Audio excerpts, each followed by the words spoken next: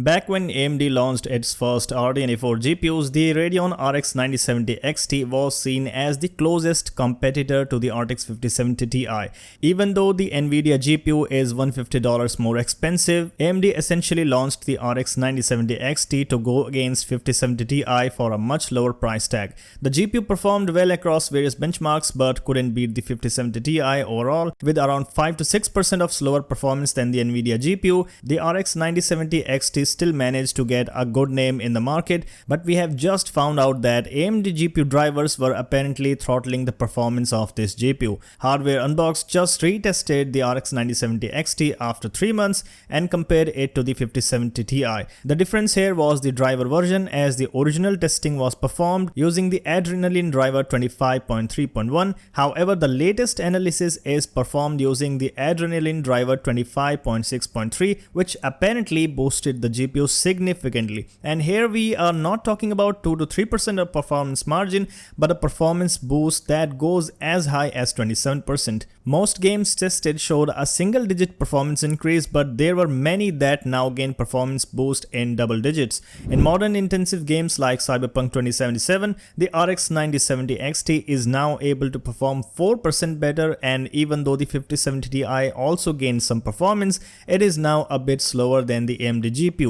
Delta Force showed a bigger improvement of 14% compared to the previous testing, surpassing the RTX 5070 Ti by around 9%. Then there are some games that showed even more performance boost, like the Hogwarts Legacy, which was already favoring the RX 9070 XT. Previously, the GPU was around 4% faster than the 5070 Ti, but now it is 21% faster. Overall, the 9070 XT saw an 18% improvement, which is noticeable if you own a high refresh rate monitor. Counter-Strike 2 saw a staggering 23% improvement in performance compared to the launch drivers, and you can see that the RX 9070 XT came from getting beaten by the 5070 Ti to beating it by around 10%. But the biggest performance boost was seen in Marvel's Spider-Man Remastered, where the 9070 XT was delivering 27% higher performance with the latest drivers. It was previously 8% slower than the 5070 Ti, but is now 24% faster than the latter. Of course, there are some games where the performance gain was very little or even negligible,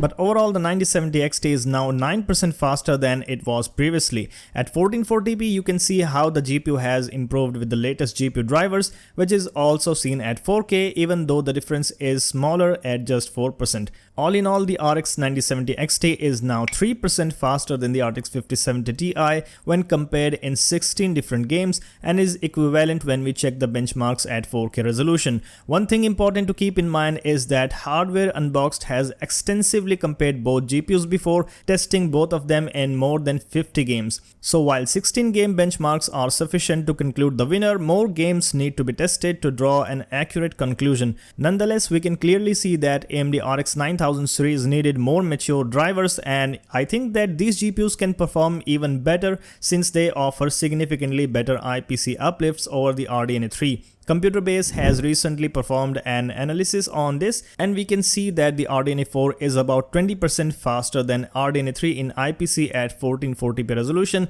while the Blackwell is technically on par with Ada Lovelace. Blackwell cards are only faster because they bring some other benefits like higher clock speeds and faster VRAM. Otherwise, they are essentially refreshed RTX 40 series cards. But despite this, the RTX 50 series is doing still good, but RDNA 4 has more potential, which could be unlocked with even better driver support and optimizations. RDNA 4 GPUs are also much better at ray tracing than previous generation, and we have seen that there isn't a big gap between the 5070 Ti and 9070 XT in ray tracing benchmarks. However, I believe that despite better drivers, the RTX 5070 Ti is still going to beat the RX 9070 XT, but the performance gap should now be smaller than before. Hardware Unboxed may or may not retest both GPUs again in ray tracing, but I think it's the best time to compare both once again even more extensively to see where both stand in the GPU hierarchy. Now, considering that the RX 9070 XT is slightly faster than the 5070 Ti, it makes absolutely no sense to spend more for the latter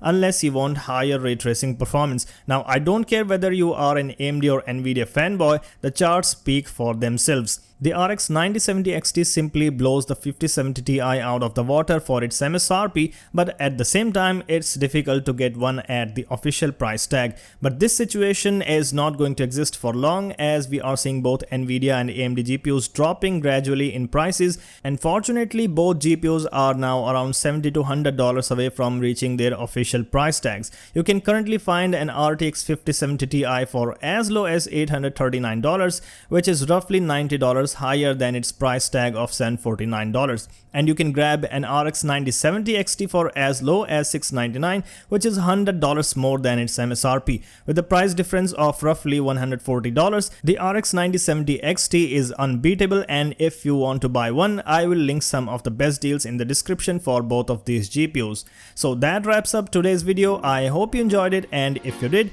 then like the video and let me know your thoughts on the RX 9070 XT and RTX 5070 Ti comparison. Also consider subscribing if you're new here, and I will see you in the next one.